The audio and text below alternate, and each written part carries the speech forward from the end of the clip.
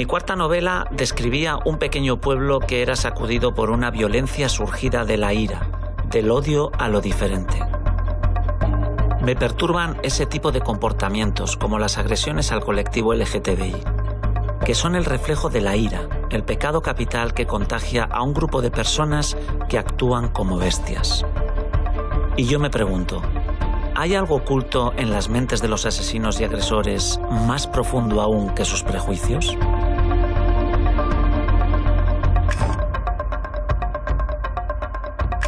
Las discotecas y bares de Rentería cerraron sus puertas en protesta por la muerte del travesti Vicente Vadillo. Fui alcanzado por el disparo de un policía nacional en la noche del sábado al domingo en la sala de fiestas Apolo. Detenido el policía, autor del disparo.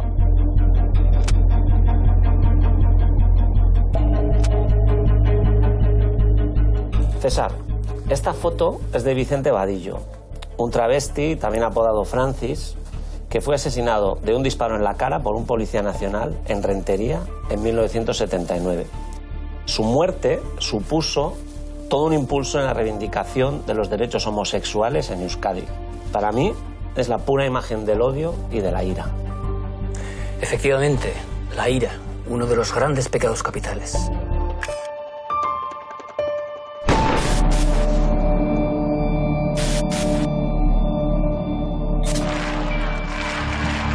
Todo comenzó porque a este individuo le molestó ver a dos jóvenes besándose. Siguen investigando la paliza mortal que la madrugada del sábado acabó con la vida de Samuel. La primera paliza la recibió nada más salir de la discoteca. Hoy hemos hablado con Ekain, el joven brutalmente agredido por un grupo de personas en un parque de Basauri. Me podrían haber matado perfectamente.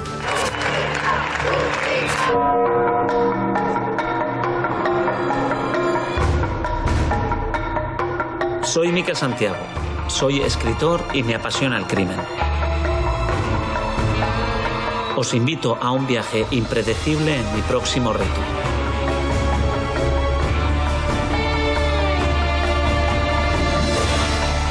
Los 7 pecados capitales.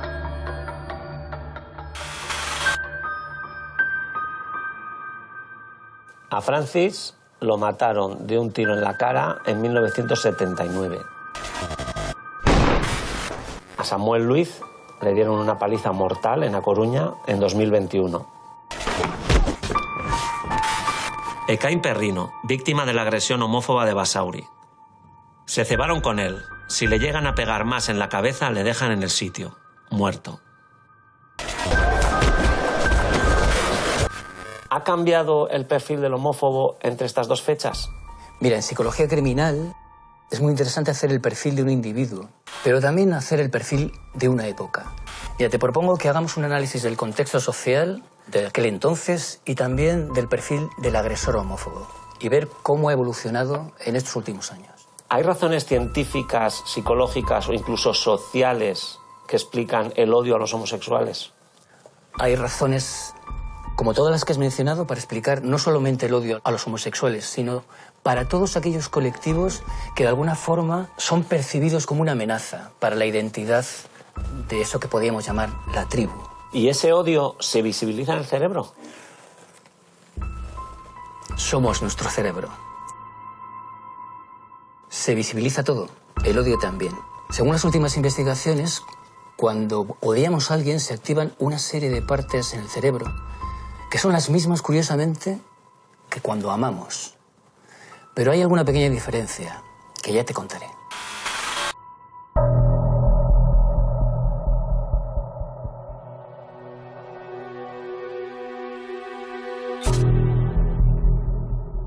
Bucear en la hemeroteca sigue siendo una de las herramientas que tiene un escritor para ambientar una historia.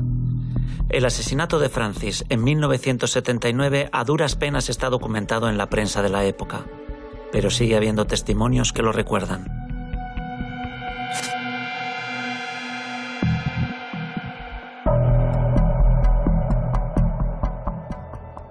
Este garaje actual era una discoteca.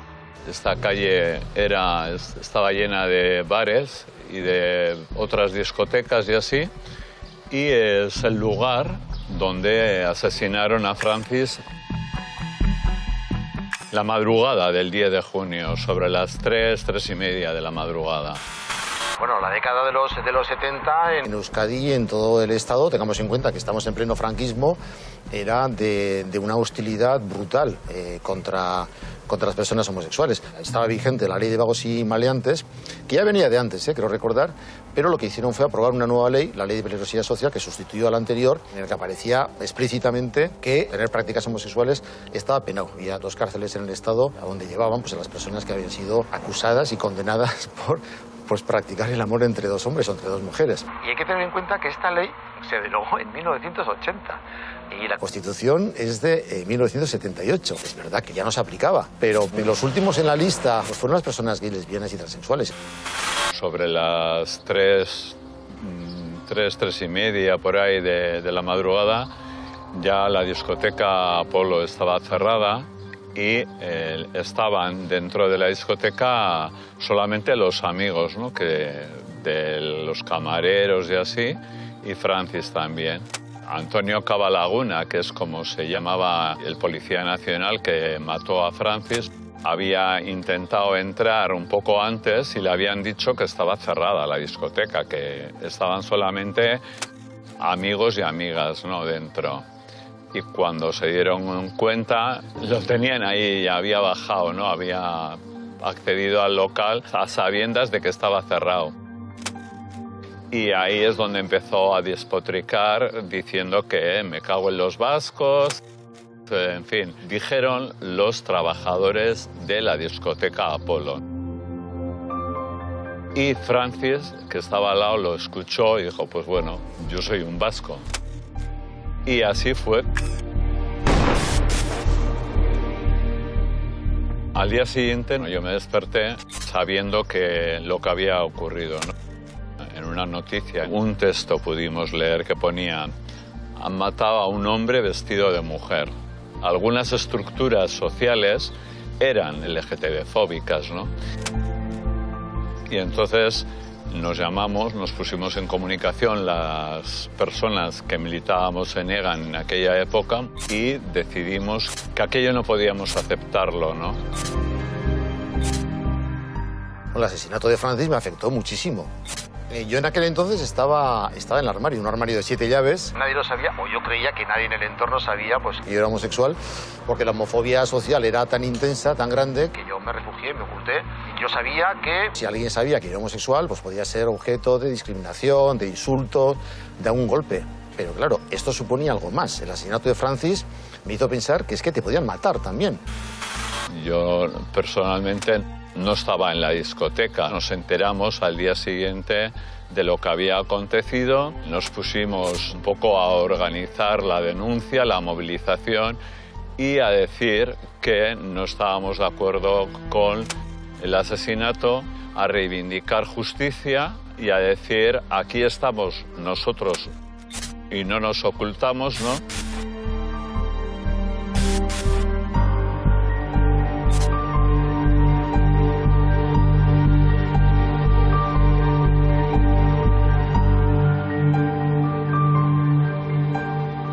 Hoy hemos hablado con Ekain, el joven brutalmente agredido por un grupo de personas en un parque de Basauri. Me podrían haber matado perfectamente.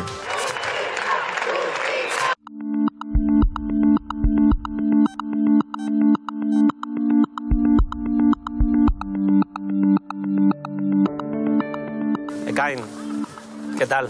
Opa, muy bien. Oye, gracias por quedar, por compartir tu historia. Estamos aquí en el lugar donde sucedió todo, ¿no? Aquella noche. Aquí pasó todo. ¿Has vuelto? ¿Habías vuelto aquí? Sí, o sea, estuve una temporada sin venir, pero a día de hoy ya pues paso por aquí casi todos los días. Ahora de día, la luz del sol se ve muy diferente, pero... Todo cambia. Todo cambia, ¿no? De noche supongo que es muy diferente. Y aquella noche en concreto, ¿cómo comenzó todo? ¿Tú cómo llegaste aquí? ¿Habías quedado con alguien? Sí, ese era un sábado que yo salí a trabajar a la 1 de la mañana o así y quedé aquí con unos amigos y eso, en cuanto pude me vine para aquí. Y vi una amiga que estaba aquí abajo, entonces yo pues bajé a saludarla y estaba hablando tranquilamente con ella y ya fue cuando se me acercaron estos chicos a increparme a mí. Este es el sitio, ¿no? Sí, aquí pasó todo. Había unos chavales que estaban pues por aquí sentados.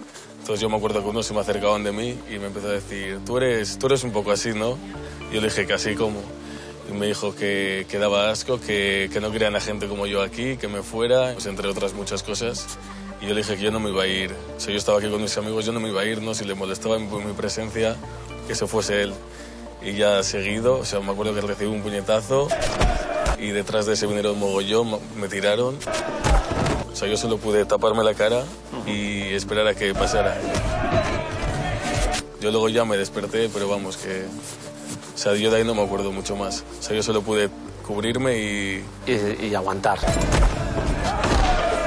¿Alguien salió en tu defensa? Esto estaba lleno de gente. La veía en una pelea, pero la gente no se iba a meter en una pelea así porque así. O sea, entonces luego ya cuando se dieron cuenta de que era yo, fue cuando ya bajaron a ayudarme.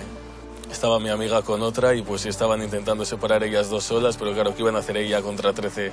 Me han contado que igual quitaban a uno y cuando salía ese entraba otro a pegarme y otro y así, hasta que ya entró la gente a ayudarme y les pararon. Pero vamos, que yo ya estaba inconsciente. O sea, yo estaba inconsciente en el suelo y seguían pegándome, puñetazos, patadas. O sea, todo el mundo me ha contado que hubo una patada que me dieron en la cabeza que se escuchó en todas las gradas. O sea, podría haber estado muerto en el suelo y seguían pegándome. Y lo siguiente que más o menos viene a tu memoria es el momento en que aparece una ambulancia o alguien te está levantando del suelo, ¿no? Sí, lo siguiente que me acuerdo es yo tirado ahí en el suelo y mogollón un montón de gente alrededor y no me estaba enterando de nada. Y luego ya llegó la ambulancia, la policía... Desde los primeros golpes ya no recuerdas nada, te quedaste inconsciente. ¿Quién te ha contado cómo sucedieron las cosas? Mis amigas con las que estaba aquí y un montón de testigos. Al final aquí había cientos de personas. Cuando yo me enteré de la agresión de mi hijo, estábamos trabajando. La gente conocida se empezaron a llamarme para preguntar por a ver cómo estaba mi hijo. Y claro, ahí fue cuando dije, bueno, a ver, perdona, ¿qué pasa? Y ya empecé a moverme, me empecé a informar, empecé a hablar con las madres de los chavales que estaban allí. Y para cuando conseguí hablar con mi hijo ya tenía hasta las fotos de los agresores. Es que no me podía imaginar de cómo estaba. Jamás hubiese pensado que le iba a pasar algo así. Y menos por un motivo como este.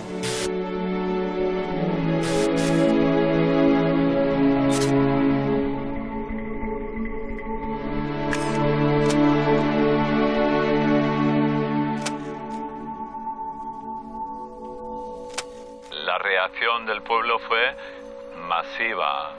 Se cerró todos los locales, los trabajadores y las trabajadoras salieron a la calle, sobre 10.000 personas, recuerdo que se decía que participamos, ¿no?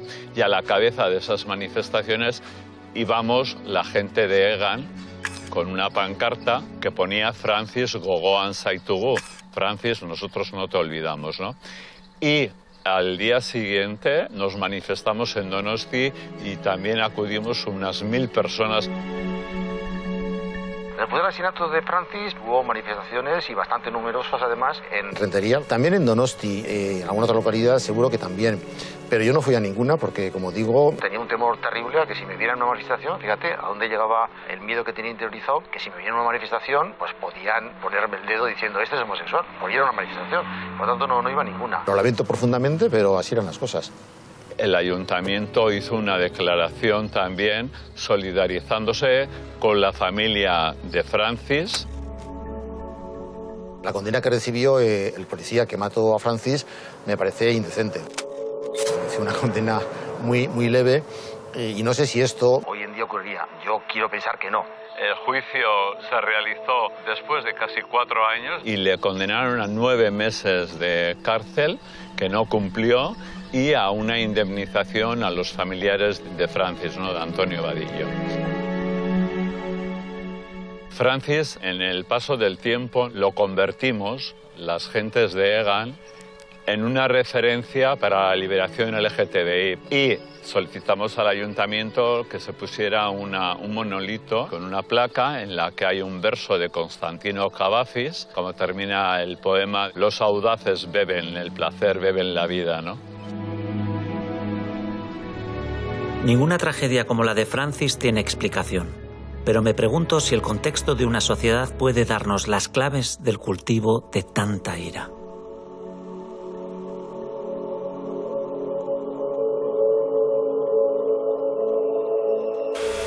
Miquel, ha llegado el momento de que hagamos una descripción de la sociedad y de la homofobia en 1979, un año después de que se aprobara la Constitución. Era un contexto básicamente hostil para homosexuales y transexuales. Era una sociedad patriarcal en la que el papel del hombre era preponderante y la mujer estaba totalmente, utilizando el término de nuestra época, cancelada.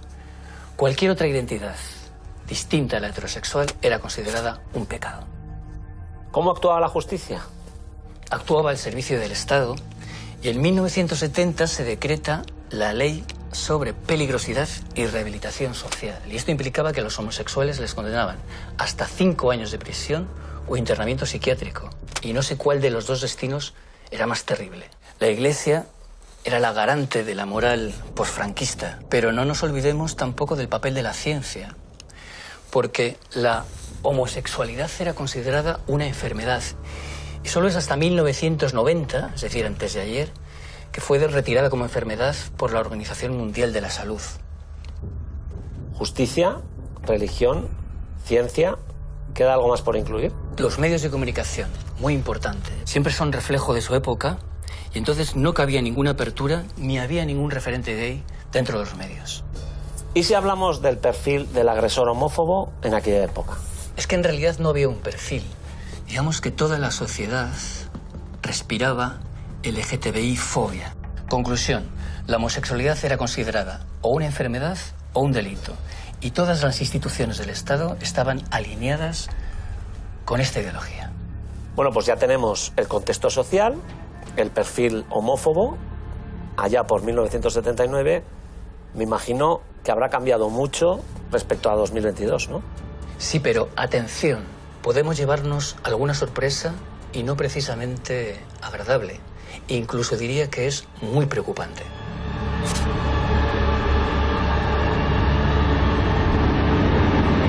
La Fiscalía pide que se impute un delito de asesinato a 4 de los investigados por el crimen de Samuel Luiz en A Coruña. Recibe una segunda paliza más violenta que la anterior que le costó la vida. El joven coruñés de 24 años fallecería horas después.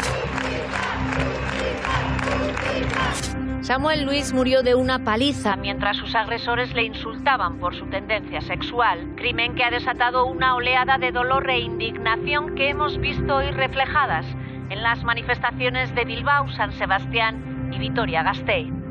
Tú, Ekain, cuando salió esta noticia, pensaste, esto me podía haber pasado a mí también.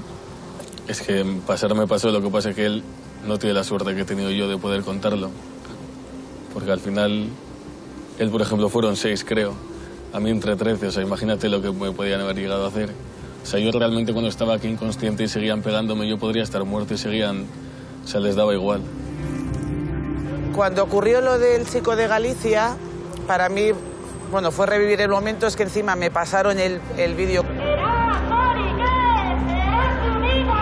Bueno, yo me quería morir. O sea, yo veía a mi hijo en ese momento.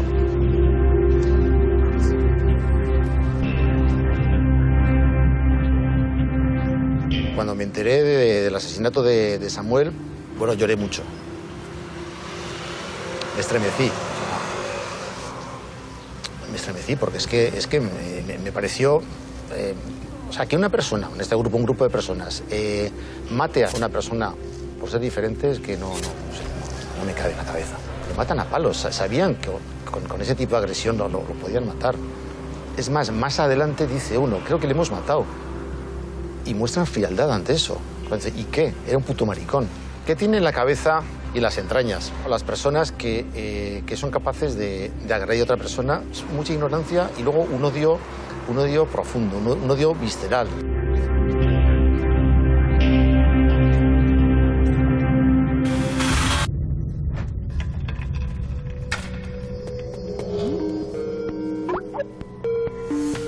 César, después de escuchar a Ekain, me gustaría saber en qué parte del cerebro se producen la ira y el odio que sienten sus agresores. Antes ya me has comentado que existen estudios sobre el tema. En realidad, todo lo podemos ver en el cerebro. Lo que hace falta es la tecnología necesaria para poder observarlo, que es la que tuvo el neurobiólogo Semir Zeki, que mediante resonancia magnética comprobó que hay una serie de áreas del cerebro que están implicadas en el odio. Una de ellas es la corteza frontal, otra es la ínsula y otra es el putamen, que no lo podemos ver porque está en el núcleo del cerebro. Comprobó que estas mismas zonas están implicadas, el putamen y la ínsula, en el asco, lo que guarda cierta lógica. En todo caso, lo que podemos observar, lo que ya tenemos, es un circuito del odio. El experimento consistió en lo siguiente. Seleccionó a 17 personas cuyo denominador común era que odiaban a alguien. A un examante, a un compañero de trabajo, incluso a un político. Entonces comprobó que al visionar las fotografías de estas personas se les activaba estas zonas del cerebro, el putamen y la ínsula, que curiosamente también se activan con el amor romántico, es decir, cuando nos enamoramos. Es decir, podemos considerar que hay una cierta relación, al menos biológica, entre el amor y el odio. ¿Coinciden en todas las partes del cerebro? En todas no. Como te he comentado antes, la zona frontal está implicada en el odio, pero en el enamoramiento no. Es decir, la que necesitamos para tomar decisiones, para planificar. Es como si el odio necesitara que razonáramos qué vamos a hacer con la persona odiada. Quiere esto decir que cuando nos enamoramos no tomamos decisiones completamente racionales. Quizás ahora entiendes algunas cosas. Por lo cual, la ira y el odio no son impulsivos. ¿Se puede decir que son razonados? Yo distinguiría entre la ira, que puede ser una explosión de ira, irracional, impulsiva, y el odio, que requiere una planificación, un razonamiento.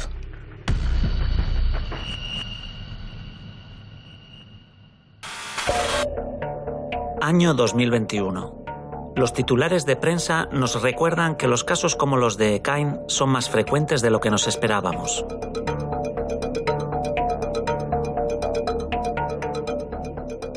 Hola, soy Patricia y ella es mi novia Raquel y vivimos en Motril. Y en diciembre, hace 4 o 5 meses, estábamos de fiesta en un bar y un chico se acercó y empezó a insultarnos. Seguidamente nos agredió por ser lesbiana. El chico se acercó, nos dijo de primera, sin venir a cuento, oye, yo no soy homófobo, no voy a tirar la caña, y seguidamente me dice a mí que estoy confundida. A lo que ya empiezan a discutir con ella, me meto yo a separar y recibo el primer golpe. Ya caigo al suelo y lo único que me acuerdo es de intentar levantarme, verla a ella tirar el suelo con la nariz llena de sangre, no, con la boca, perdón, y cuando voy a acercarme recibo otro golpe por detrás y ya, hasta ahí. Ya lo que me acuerdo después de que llegase la ambulancia y que no atendiese. Y cuando llegó la policía, obviamente, él ya no estaba allí, ya se corriendo. Pusimos esa misma noche después de salir del hospital la denuncia. Tuvimos un juicio rápido en el cual lo han condenado a 600 euros, 200 a mí, 400 a ella, por un delito leve de lesiones. No le han metido delito de odio, ni siquiera han reflejado los comentarios homófobos que él nos hizo. Recurrimos, claramente, y estamos esperando una nueva notificación. Y ya está, tenemos miedo, hemos estado 2 meses sin salir de casa, no salimos solos de casa, evitamos salir de noche, nos dimos de baja en el trabajo y psicológicamente lo pasamos bastante mal. Solo esperamos que sea justicia.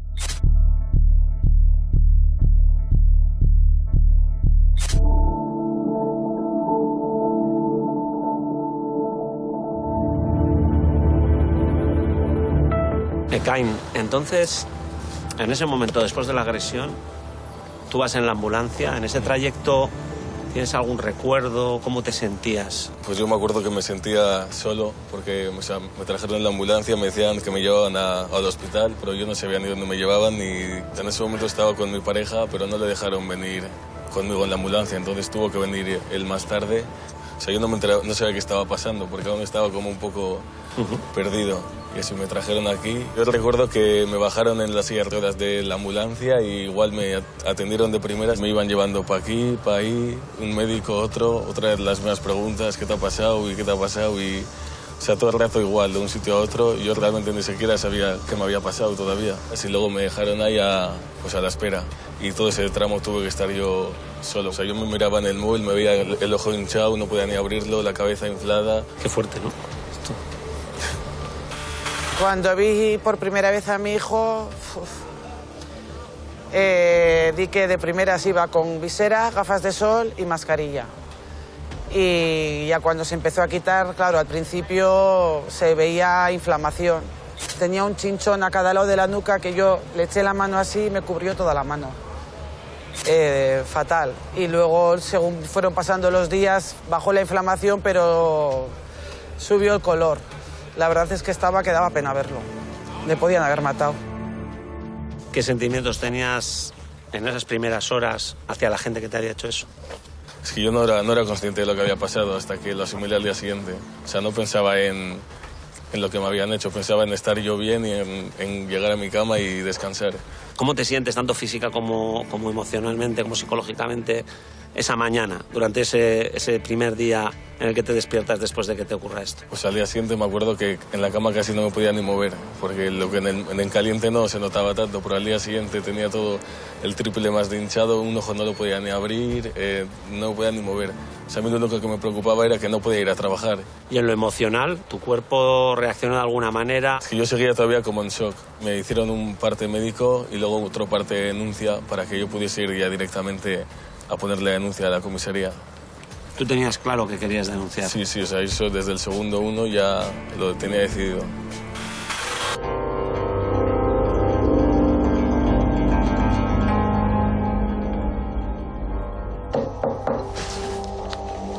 Hola, Patricia. Hola, Miquel. Tengo entendido que los médicos forenses realizáis revisiones a gente agredida, como por ejemplo ECAIN. Sí, en el caso de las agresiones, o bien porque directamente la víctima interpone una denuncia o porque desde el centro de salud se remite un parte de lesiones al juzgado, el juzgado tiene noticia de ese hecho delictivo y es el que decide si es necesario o no que sea visto por parte de la clínica médico-forense. ¿Qué tipo de pruebas o revisiones les hacéis? En este caso va a ser explorado por el médico forense que esté realizando las funciones de guardia y nos tienes que presentar el parte médico que te han dado en el centro de salud donde has sido atendido, que podría ser un parte de lesiones similar a los que tenemos aquí, ¿vale? Donde se recoge la exploración que te han hecho, las lesiones que han visto y el tratamiento que te han puesto. Después procederíamos con una batería de preguntas sobre dónde has ido, a qué hora, si hay testigos o no. Nos relatarías también cuál ha sido la dinámica de esa agresión y pasaríamos a realizar una exploración de las lesiones que presentas.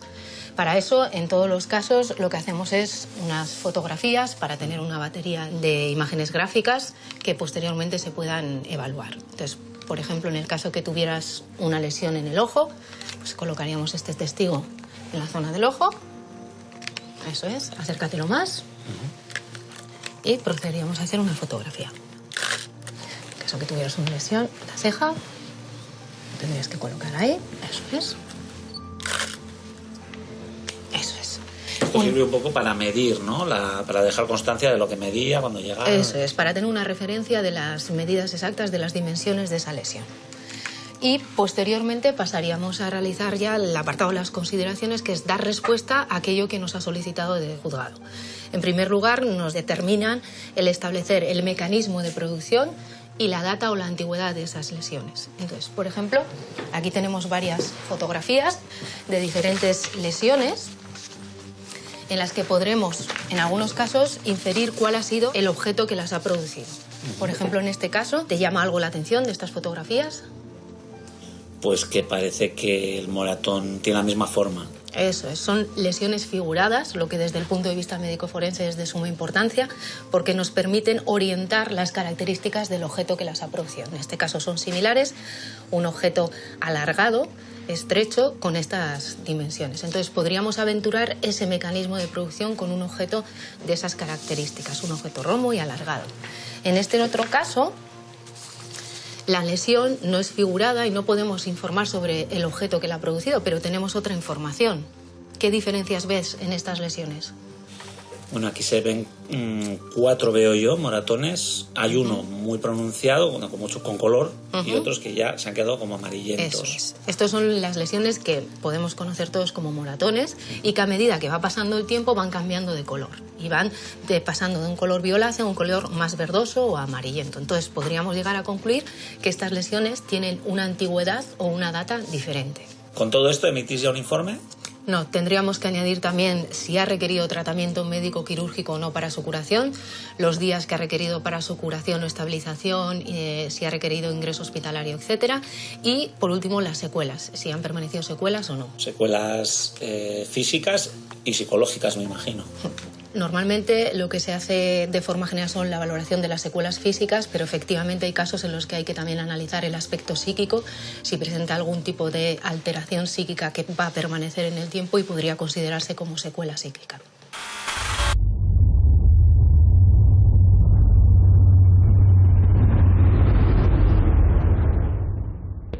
Las víctimas de las agresiones como las que ha sufrido Ekain tienen un proceso psicológico difícil y duro en el que se tienen que enfrentar a los miedos y a todas esas consecuencias de tipo pues incluso social, de sus costumbres, como por ejemplo el ir a tomar algo con los amigos, el ir a jugar a fútbol, el hacer deporte, influyen en todas sus costumbres y hábitos del día a día.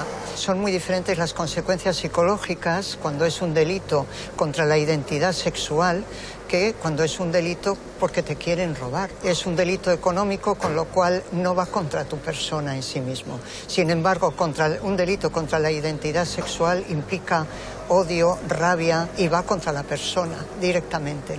Las consecuencias psicológicas son mucho más duraderas, por lo general, y de mayor intensidad que las consecuencias físicas. Según una encuesta a 5.000 jóvenes, el 63% cree que la violencia homófoba está extendida entre ellos y ellas. Me agredieron en una discoteca.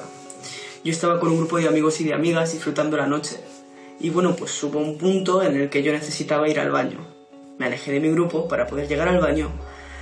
Y tal y como llegué, entré al baño de los chicos y un chico me miró de arriba abajo.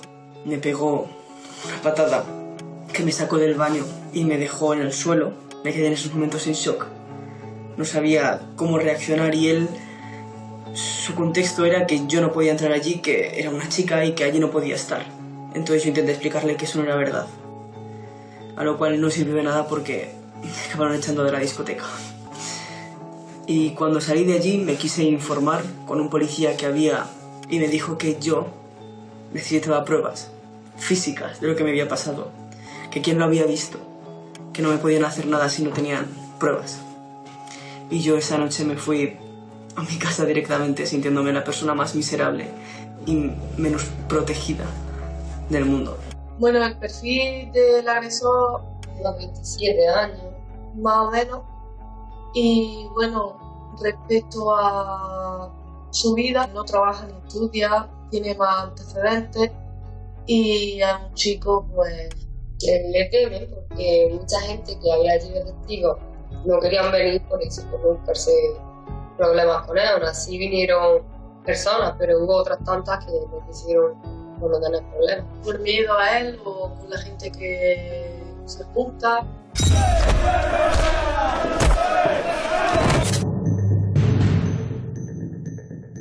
Los jóvenes que han sufrido LGTBI-fobia no se esconden y lo denuncian.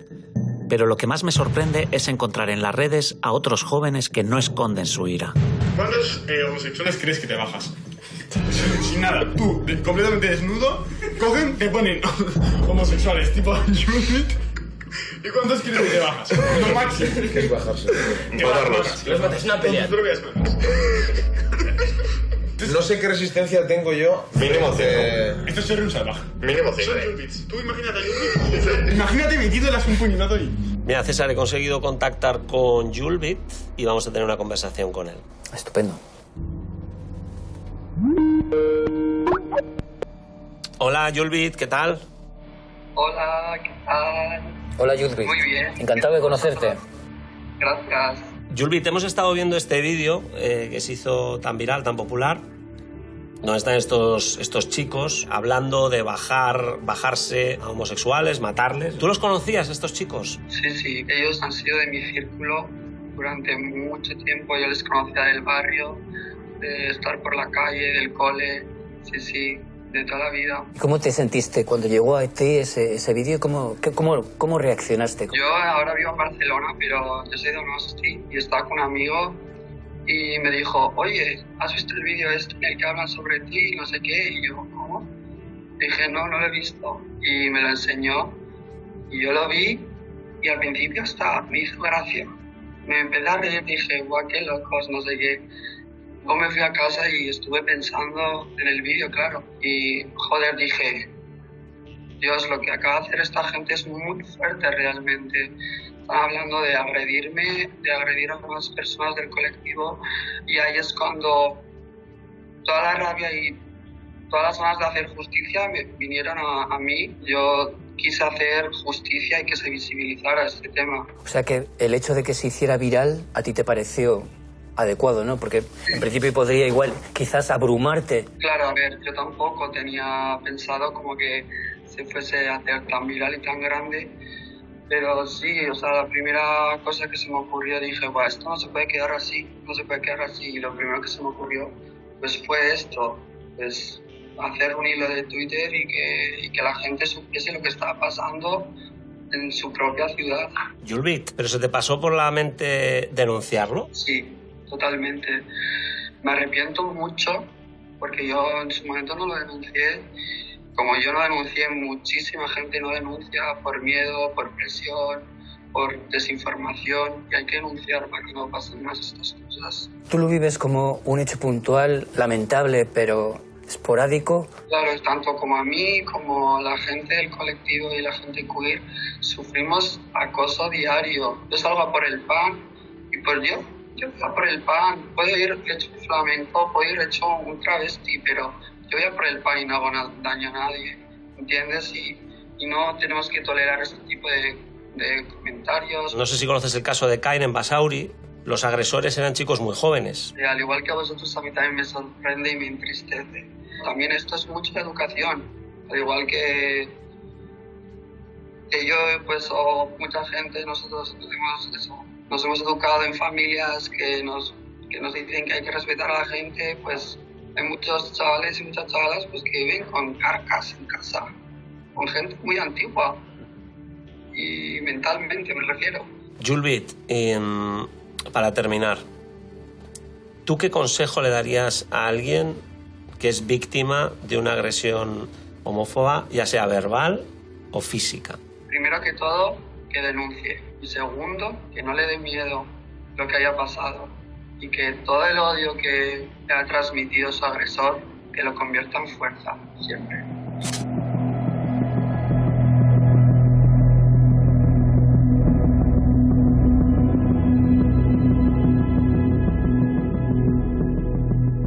¿Tú te has parado a reflexionar alguna vez por qué hay gente que decide agredir así a alguien solo por ser gay? Es que yo no lo entiendo, pero ni por ser gay, ni por ser negro, ni por ser lesbiana, ni por estar gordo o delgado. O sea, yo no entiendo cómo alguien puede agredir a alguien gratuitamente porque no le guste cómo es esa persona. Todos tenemos derecho a ser como somos, creo yo. Y el hecho de que sean gente joven que haga esto, sorprendente cuando menos, ¿no?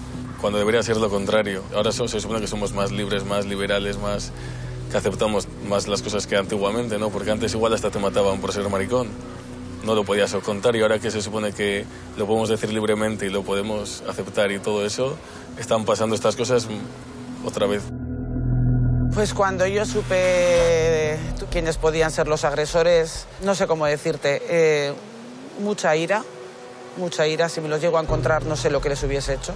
Es muy doloroso encontrarte con ellos por la calle o saber quiénes son, que te vean, que te miren y no poder hacer nada.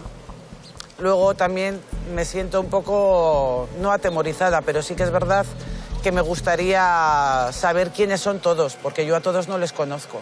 Y yo me puedo estar cruzando con él por la calle y no saber quiénes son.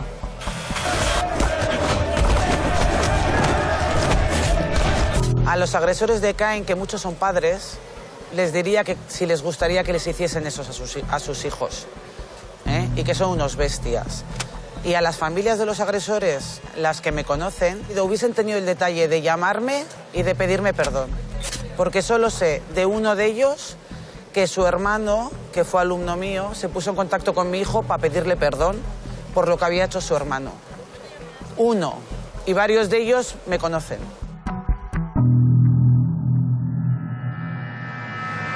Está habiendo un aumento, sí, estadístico de agresiones protagonizadas por personas jóvenes. Contra, sobre todo, gays y lesbianas y transexuales, y también contra las mujeres. Van de la mano. ¿Por qué se produce eso? Pues, a mi modo de ver, la igualdad, tanto en las mujeres como en las personas LGTBI, va avanzando. Pero, a su vez, a medida que van avanzando esos derechos, pues esos machitos, que pueden tener 50 años o pueden tener 14, que viven su manera de ser hombre de una manera agresiva, pues reaccionan como no tienen razón y son conscientes de que la razón no les asiste, pues entonces se recurre a la agresión.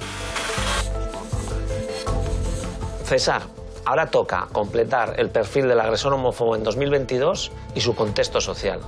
Me avanzabas que había sorpresas. Sí, efectivamente. Estamos en el año 2022, han pasado 43 años, pero todavía quedan vestigios de una sociedad heteropatriarcal, sigue prevaleciendo el criterio del varón y todavía se sigue usando la identidad sexual como una forma de insultar a otras personas. Y donde no se considera normal otra relación que no sea la heterosexual. Pero ha habido avances. Ha habido avances. Uno de los más significativos es la ley de matrimonio homosexual. Tenemos que recordar que este país tiene una de las legislaciones más avanzadas del mundo en esta materia. Pero todavía queda mucho ruido de fondo, muchos insultos y mucha gente que considera normal únicamente las relaciones heterosexuales. Cuéntame, ¿cómo es el perfil actual del agresor homófobo? Pues aquí viene la sorpresa, porque son cada vez más jóvenes. Según los últimos informes, tienen una edad inferior a 30 años y otro dato significativo es que actúan en grupo, lo cual hace que se retroalimente su carácter violento y agresividad. Esto es verdaderamente preocupante, ¿no? Porque estamos hablando de chavales que han crecido en una sociedad, que han estudiado en un instituto en el que se trataba la diversidad sexual y además han crecido al amparo de una ley del matrimonio homosexual. Pero aún hay más, porque hay otros datos que no se recogen en estos informes, pero sí en encuestas en las que se detecta la gran cantidad de agresiones que hay contra el colectivo LGTBI, protagonizadas sobre todo por hombres entre 50 y 60 años. Tal manera que podríamos decir que los homosexuales viven en un contexto continuo de hostilidad verbal, cuando menos. Piensa por un momento qué pasaría si dos futbolistas se besaran en un campo de fútbol después de meter un gol, o dos chicas se besaran en un restaurante. En el año pasado se registraron 73 delitos relacionados con la identidad sexual, casi el doble que el año anterior. De cada 10 personas agredidas, 7 fueron hombres homosexuales. Durante este último año, las agresiones contra el colectivo LGTBI+ se han duplicado. Por eso es importante denunciarlo también en las calles.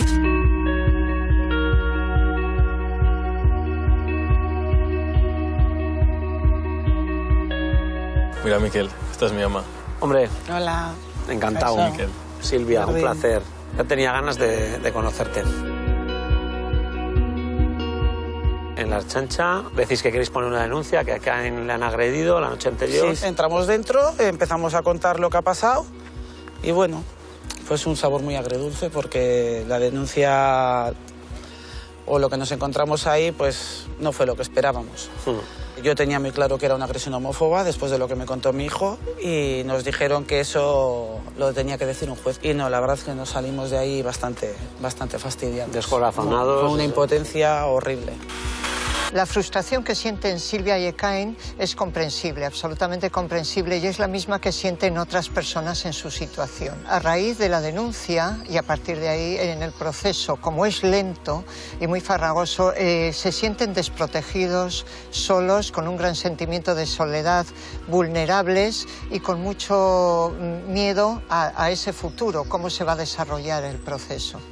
han denunciado, son meros denunciantes y se encuentran solos ante el estrés que han sufrido por la agresión. Sería interesante que las instituciones tomaran cartas en el asunto mucho más rápidamente, en primer lugar atendiendo a las víctimas de cara a que puedan superar el problema y se puedan readaptar otra vez a su vida, habiendo superado este trauma. Y por otro lado también sería interesante que los propios agresores vieran que hay rapidez, que esto no se va a dilatar en el tiempo y no se va a olvidar, que hay una rapidez de acción por parte de la justicia.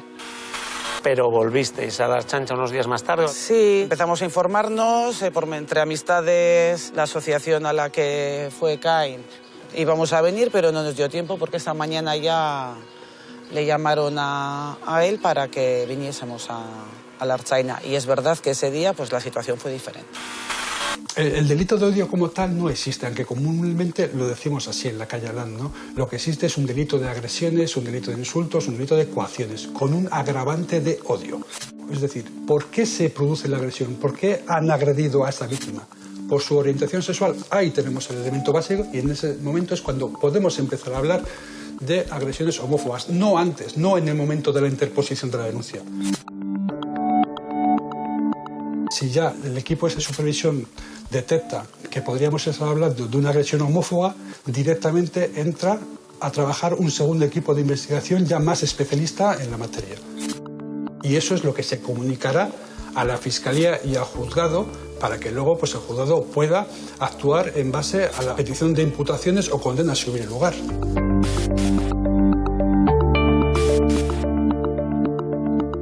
Bueno, me habéis hablado del apoyo de todo el fenómeno que surgió a vuestro alrededor. Como parte de este apoyo estaban las asociaciones LGTBI, organizando la manifestación. ¿Vosotros sabéis cuál es el origen de estas asociaciones aquí en Euskadi? En concreto. Os quiero enseñar este artículo que nos habla de un travesti, concretamente habla de 1979 y de un travesti llamado Francis, que fue asesinado de un disparo por la policía. No me sonaba, la verdad, pero bueno. Este caso dio pie a una serie de protestas. ¿Qué os sugiere esta noticia? Creo que las cosas han cambiado bastante, pero todavía queda mucho por cambiar. Nadie es homófobo, todos respetamos todo, pero luego la realidad es otra muchas veces. Yo ahora veo que es diferente. Lo veo en ellos, Lo pienso en mi edad con mis amistades. Yo tengo amigas lesbianas y lo he vivido siempre con mucha normalidad. Y la gente no, pero hoy en día sí se ve. Cain, ¿tú cómo lo ves esto? Que hoy en día los jóvenes son más libres de expresar su sexualidad. Pues yo creo que sí, que más o menos la sociedad ahora está más...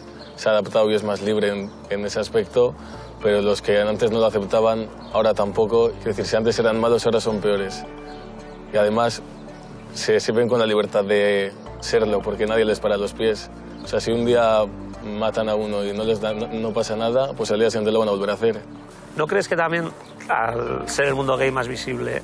Sí, que ahora lo odian más, porque les da más rabia, que antes nos escondíamos y ahora hacemos lo que queremos cuando queremos. Y eso les jode y por eso hacen estas cosas. Miquel, después de lo que ha sucedido, mi hijo ya no puede esconderse. Pero es que ni puede ni debe esconderse. O sea, él tiene que vivir con toda naturalidad. Como hemos avanzado en muchas cosas, habrá que avanzar en esto. Y esos sectores, pues que se vayan a vivir al monte, tú no puedes hacer nada con ese tipo de gente. No les vas a convencer nunca. Sí, mucho apoyo, pero luego la justicia va por otro lado. Todo este tipo de cosas deberían penarse, que estén muy mal vistas, muy mal vistas, muy mal vistas. Que el delito de odio salga muy caro. Exacto. La agresión a Ekain tuvo su respuesta en la calle, alta y clara. Descifrar la mente de los que ejercen agresiones homófobas. Hay algunos expertos que estudian su comportamiento con teorías muy polémicas. Es el caso del profesor italiano Giannini. ¿Hasta qué punto se puede aceptar su teoría de que la homofobia es una enfermedad? Profesor Giannini, buenas tardes.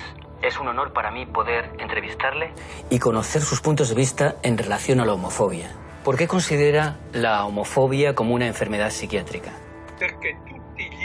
Yo considero que la homofobia es una enfermedad porque todos los indicadores clínicos resultantes de la experimentación apuntan en esta dirección.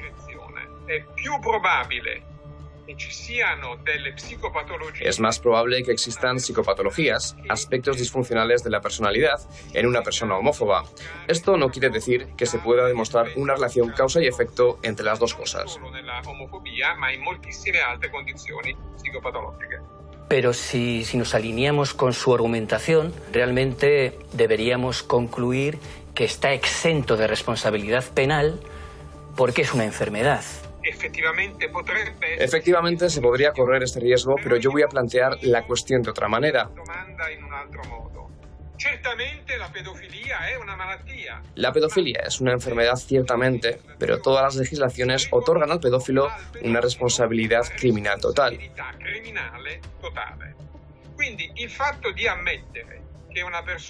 Por lo tanto, el hecho de admitir que una persona homófoba sea una persona con una personalidad de tipo patológica no significa quitarle responsabilidad.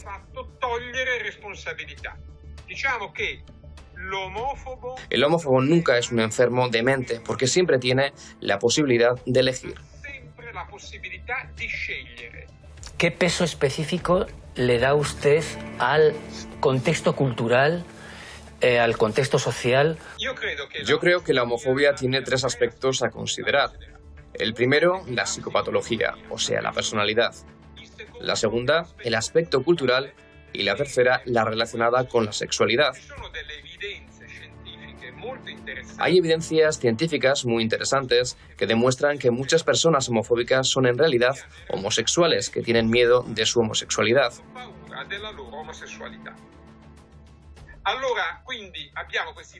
Por lo tanto, tenemos esos tres elementos que influyen y en cada individuo el porcentaje de cada uno de estos aspectos puede ser distinto.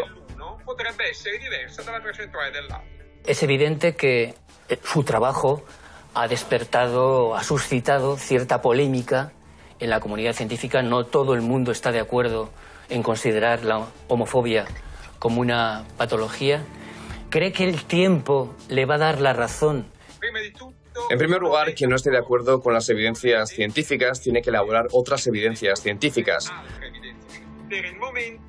Por el momento, debemos considerar como verdad científica que la homofobia es una enfermedad.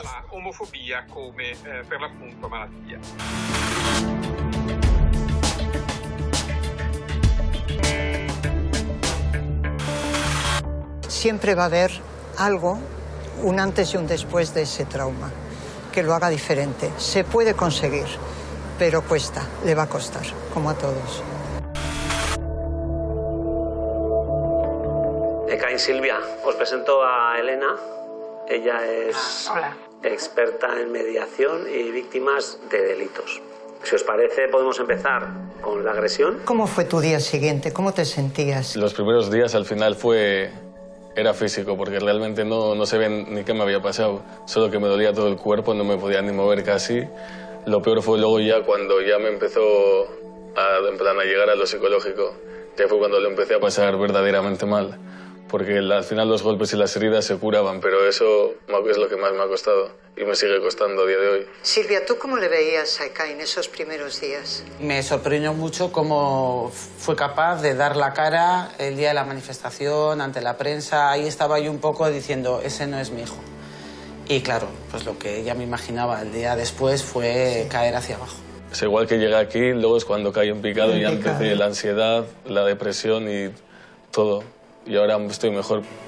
Y en un proceso tan doloroso, ¿qué habéis echado de menos? Me tiro más por el tema de la justicia y de la policía. Creo que se tenían que aligerar un poquito estas cosas. Esos agresores están viendo todo esto. ¿Pensáis que les ha hecho reflexionar de lo que hicieron? Yo creo que no. Van fardando de que son ellos los que han pegado al maricón. Y lo van a seguir haciendo porque como ven que es gratuito para ellos. A nivel judicial hay otros recursos como pueden ser un proceso restaurativo. Bien, es verdad que para que ese proceso se pueda dar y sea efectivo, la víctima o las víctimas tienen que estar preparadas para ello y para poder sentarse en una mesa a ver a tus posibles agresores o a tus agresores. Eso implica una preparación anterior a nivel psicológico. Y desde luego una voluntariedad de querer hacerlo, por encima de todo. ¿Tú te ves con fuerzas para verles cara a cara y saber quiénes son? Estás preparado ahora. Alguno ya me lo he cruzado por la calle. Sí. ¿Y qué voy a hacer? Pues mirar, tirar para adelante y ahí ya está. Tú no quieres verles.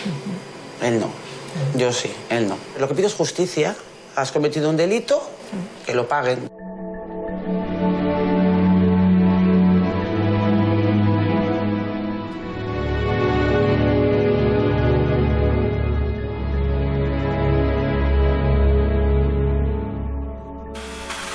Aquí estamos ante el contexto y el perfil del homófobo en 1979 y en 2022. ¿Qué conclusiones sacas tú de todo esto? Bueno, lo más importante es que, como hemos visto, ha habido avances, y ha habido avances importantes.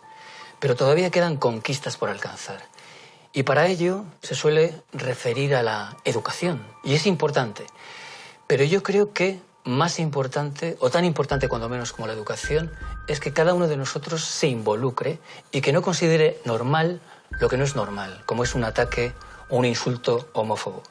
Tenemos que involucrarnos y que cada uno tome parte en esa lucha para erradicar esta lacra. ¿Y cuál dirías tú que es el pecado capital de esta violencia? La ira.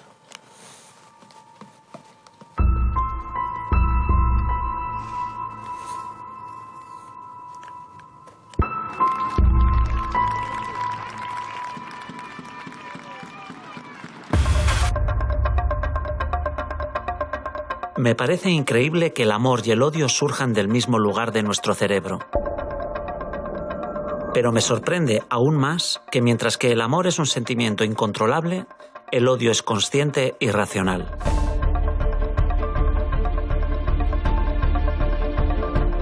¿Significa esto que existen impulsos negativos que podemos controlar? ¿Podríamos, por ejemplo, reeducar la ira?